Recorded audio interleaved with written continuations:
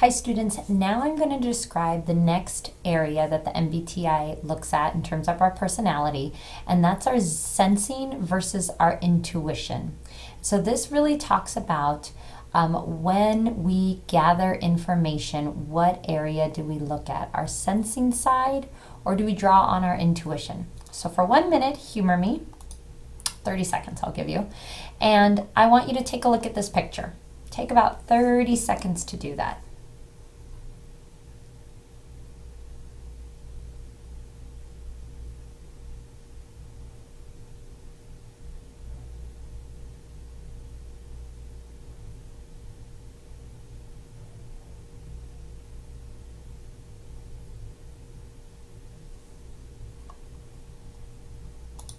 Okay, what did you notice?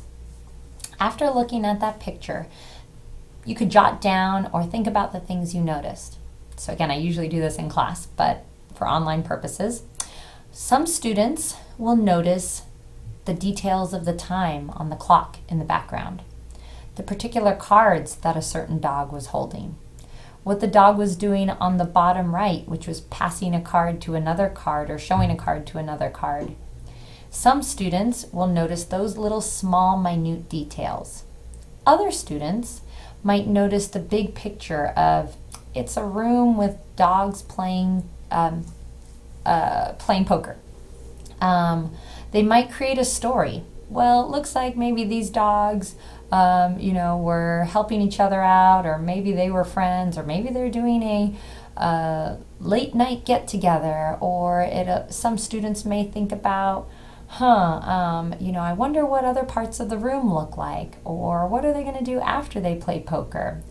So as you can see, there's some differences. You'll have some students that focus in on the really small, minute details of the picture, and you'll have other students that look at the big picture.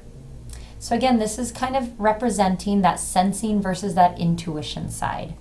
So we're looking at when you're presented with information, what information do you take in?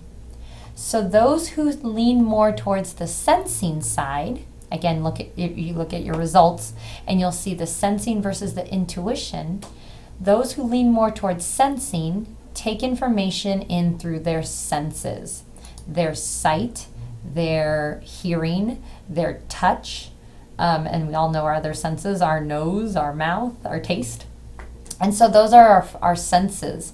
And that represents the here and now, what I can see, what I can hear, what I can taste, what I can smell, what I can touch. And they focus really on those details of the here and now. Versus those that lean more towards intuition, they are big picture thinkers. They take in information that's a little bit more future oriented. So when they're taking in information, they immediately start thinking about the future, focusing on more possibilities, what could happen in the future. They create more patterns, stories. They may, again, look at things that based on they're called intuition because it's based on that gut intuition, that inner feeling of intuition. So they don't really focus necessarily on the small, minute details of the here and now. They're future oriented, whereas sensors are very present oriented.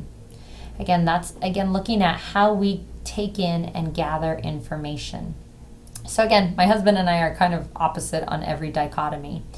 When we take in information, I tend to look at and draw upon things that happened in the past because those are rules that were already established. And so I'll ask, well, how was that done previously? How did we do that previously? How should that affect how we focus when we move forward? Whereas he kind of looks at the big picture. He kind of thinks, well, in the future, how could that look? Will that change? Would that be different? So again, we're very different when we take in information and what we kind of draw upon when we're taking in that information. Think about it in a career setting. And sometimes this is kind of a little bit more easily explained in a career setting. Those who lean more towards sensing, they like to draw on past experiences and skills, and they follow a step-by-step agenda. They like evidence and facts, and they enjoy the practical tasks. They're more detailed and and like detailed factual information. So, and then those who lean more towards intuition, they like new challenges. They welcome change for the future, and they look at how can things look different? How can we be more innovative? How can we change as a company?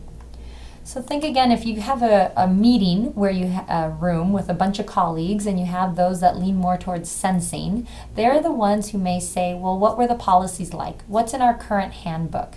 What are those small little minute details that we can look at? Those that lean more towards intuition might say, well, okay, those are our policies, but they're not really working. What can we think about for the future? How can we change those policies so that we can be more innovative of a company? And those two preferences tend to clash because the sensing people, they really do need the innovators to maybe move a company forward. Think about Apple. Think about companies that create innovative things.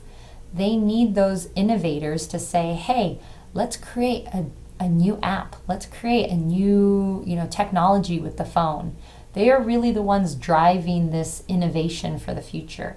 However, those innovators are not always they don't always do the day-to-day tasks really well. So the sensors might bring them back to reality and say, okay, well, what about this? What about A, B, C, and D? We have these policies for a reason. Why is that? So you get those two groups in a room, and even though they may clash, they need each other a lot. They need each other because if you have a bunch of innovators, you're not going to get it done because the sensors are needed to do the day-to-day tasks to support the innovation. So again, think about, where do your preferences lie? Are you more of a sensor or are you more of an innovator?